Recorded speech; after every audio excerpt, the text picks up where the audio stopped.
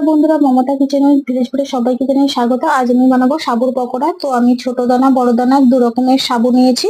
তোমরা চাইলে বড় দানার সাবুতে করতে পারো। আর নিয়েছি এখানে দুটো আলু, আর নিয়েছি কুচনো ধনেপাতা, কুচনো টমেটো আর কাঁচা লঙ্কা। তো আমি সবকিছু একসাথে মেখে নেবো। মাখা হয়ে গেলে আমি দিয়ে দেবো এখানে চিলি ফ্লেক্স আর হলুদ গুঁড়ো, ধনে গুঁড়ো, জিরে গুঁড়ো আর একটু গরম মশলা গুঁড়ো, স্বাদ মতো লবণ আর অল্প একটু চিনি দিয়ে মেখে রাখবো কিছুক্ষণ। তারপর কিছুক্ষণ পর দেবো এখানে কর্নফ্লাওয়ার আর দেবো কর্নফ্লেক্স মুচমুচে হওয়ার জন্য, আর দেবো চাট মশলা দিয়ে ভালো করে সুন্দর করে মেখে নেবো। তো এখন কড়াইতে তেল দিয়েছি, তেলটা গরম হয়ে গেলে মিডিয়াম টু হাই ফ্লেমে বড়াগুলো কেটে ভেজে নেব। তো দেখো বড়াগুলো কেটে নিয়েছি, এখন উল্টে পাল্টে লাল করে ভেজে নেব। তো লাল হয়ে গেলে তুলে নেব। তো দেখো সাবুর পকোড়া আমার রেডি। রেসিপিটা ভালো লাগলে লাইক, কমেন্ট, শেয়ার ও সাবস্ক্রাইব করে আমার পাশে থাকবে।